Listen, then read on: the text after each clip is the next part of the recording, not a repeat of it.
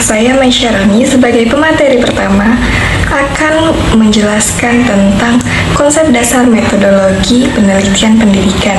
Nah, metodologi penelitian pendidikan yaitu merupakan cara ilmiah untuk mendapatkan data yang valid dengan tujuan dapat ditemukan, dikembangkan, dan dibuktikan berupa pengetahuan tertentu yang dapat digunakan untuk memahami, memecahkan, dan mengantisipasi masalah dalam bidang pendidikan.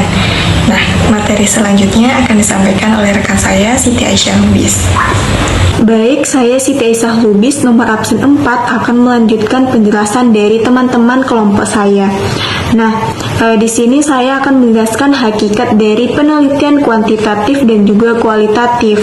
Nah, penelitian kuantitatif sendiri adalah metode penelitian yang menggunakan angka dan juga statistik dalam pengumpulannya, serta analisis data yang dapat diukur.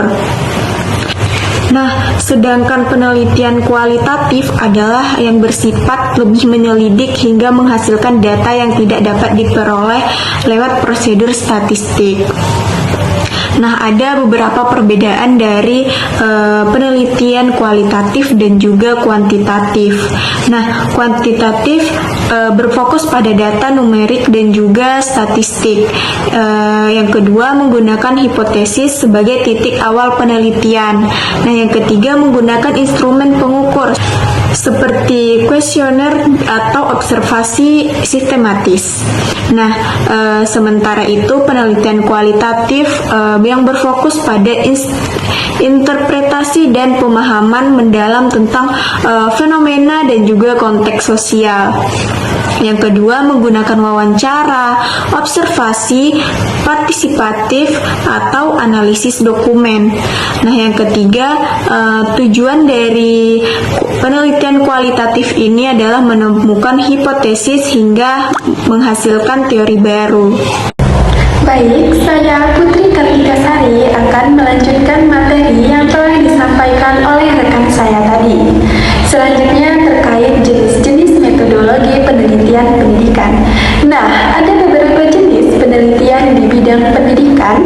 Yang pertama yaitu penelitian deskriptif, yang mana penelitian ini adalah penelitian yang mendeskripsikan suatu peristiwa, gejala, fakta, kejadian yang terjadi dalam pendidikan. Nah, penelitian ini juga fokus pada masalah-masalah aktual yang terjadi pada masa penelitian secara berlangsung. Nah, yang kedua itu ada penelitian studi kasus, yang mana penelitian studi kasus ini pada dasarnya mengkaji secara khusus individu ataupun kelompok yang dipandang mengalami kasus tertentu. Contohnya yaitu penelitian yang mempelajari guru yang tidak disiplin dalam mengajar. Nah, selanjutnya yang ketiga itu ada penelitian survei, yang mana penelitian ini telah banyak digunakan untuk memecahkan masalah pendidikan, terutama dalam merumuskan kebijakan dalam pendidikan. Nah, yang keempat itu ada studi korelasional.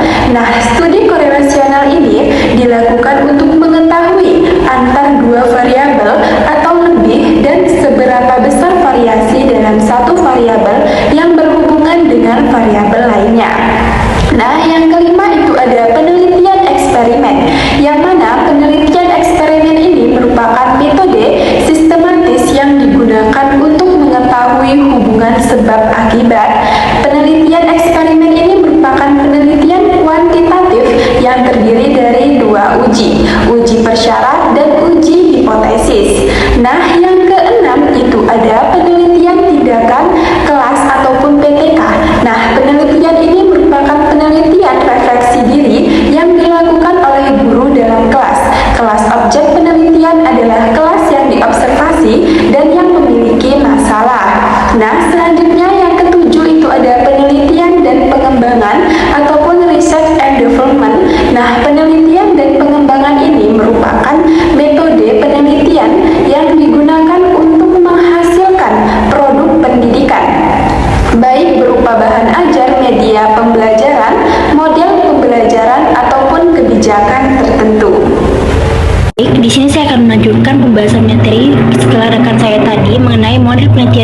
kualitatif dan juga kuantitatif. Yang pertama itu ada model penelitian kualitatif. Model penelitian kualitatif merupakan model penelitian yang dimana pengumpulan datanya dilakukan secara langsung oleh partisipan dan fokus pada pemahaman mendalam tentang individu, fenomena sosial yang dijabarkan secara deskriptif. Sementara penelitian kuantitatif merupakan model penelitian yang dimana menurut beberapa pakar, penelitian ini menekankan pada studi angka, numerik, grafik, dan juga uji statistik. Jadi di dalam penelitian kualitatif ini terdapat kejelasan dalam setiap aspeknya, baik itu tujuan, teori, maupun pengumpulan data yang ada. Baik, cukup sekian presentasi dari kelompok kami. Terima kasih atas perhatiannya dan kami akhiri. Wassalamualaikum warahmatullahi wabarakatuh.